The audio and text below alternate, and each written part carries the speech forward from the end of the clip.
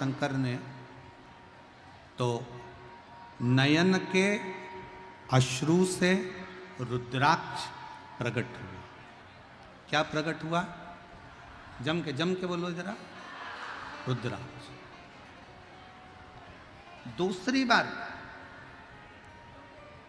नेत्र बंद करे मेरे भगवान शंकर ने, तो एक बालक ने जन्म लिया, जिस बालक ने अपनी आंखें नहीं खोली,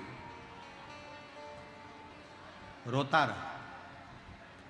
पार्वती जी ने देखा कि छोटा सा बालक है, तो मां जगतजननी जगदम्बा ने उसको गोदी में उठाया, अपना पुत्र माना। मां दुर्गा भवानी ने, मां जगतजननी जगदम्बा ने उसको अपना पुत्र मानकर उसको गोदी में उठा लिया, गोदी।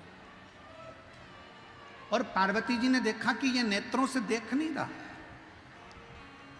पार्वती जी ने देखा कि ये नेत्रों से देख नहीं रहा, ये नेत्रों से देख नहीं रहा है, तो ऐसा लगा कि ये आंख से अंधा है, नेत्र से विहीन है, आंख से अंधा। पार्वती जी ने उसका नाम अंधकासुर रख दिया। क्या नाम रखा? अंधकासुर। 2 बार मेरे देवादिदेव महादेव ने नेत्र बंद करे, एक बार नेत्र बंद करा तो रुद्राक्ष प्रकट हुआ। 1 मुखी से लेकर 14 मुखी तक रुद्राक्ष का वर्णन शिव महापुराण में है। 1 मुखी से लेकर 21 मुखी तक रुद्राक्ष का वर्णन स्कंद पुराण में।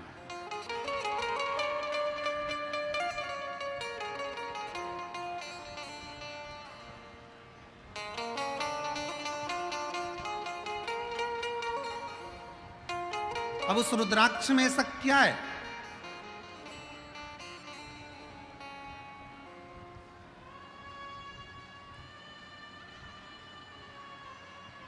केवल जिस रुद्राक्ष को हम सीहोर से लेकर आते हैं, कुबरेश्वर बाबा के धाम से लेकर आते हैं, तांबे के कलश में उसको गलाते हैं और पानी को शंकर जी पे चढ़ाकर उसका आचमन करते हैं।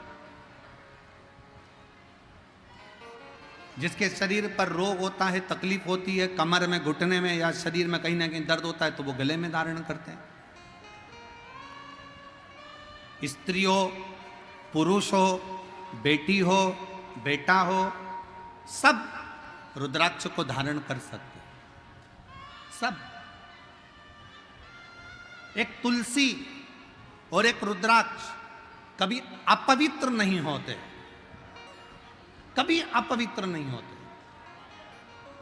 कई लोग कह देते हैं रुद्राक्ष को शमशान में चले गया, अपवित्र हो गया। कई लोगों ने कह दिया रुद्राक्ष वहां चले गया, अपवित्र हो गया। तुलसी की माला अपवित्र हो गई, तुलसी अपवित्र हो गई। तुलसी और रुद्राक्ष कभी अपवित्र नहीं होते।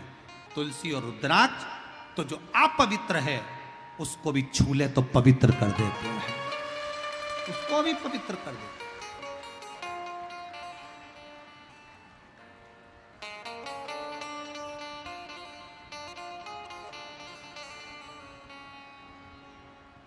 सीहोर में जिस रुद्राक्ष को आप लोग लेकर आते हो, वहां से झोली पसार कर, मांग कर, कंकर शंकर की भूमि पर पहुंचकर रात्रि विश्राम कर कर सुबह बाबा से जल चढ़ाकर प्रार्थना कर कर रोग मुक्ति के लिए लोग, शरीर कष्ट से निवारण के लिए लोग रुद्राक्ष लेकर आते हैं। रुद्राक्ष,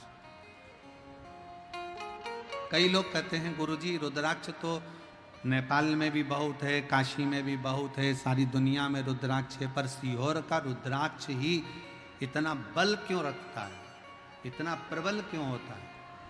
हम कहेंगे सीहोर का रुद्राक्ष आपको जो दिया जाता है उसको गंडकी रुद्राक्ष कहते हैं। जब बाबा धाम में वो पहुंचता है, कुबरेश्वर धाम में, उस रुद्राक्ष के 1 मुखी से लेकर 21 मुखी तक जो मंत्र शिव महापुराण की कथा में, स्कंद पुराण में जो वर्णन किए जाते हैं, उन मंत्रों के द्वारा उन रुद्राक्षों को शिवरात्रि के समय पर जो रुद्राक्ष महोत्सव होता है उस समय पर उसको बाबा के उन मंत्रों को अभिजीत कराया जाता है, अभिमंत्रित किया जाता है। और फिर उन रुद्राक्ष को कहीं अभिमंत्रित करने की जरूरत नहीं पड़ती, सीधे आपने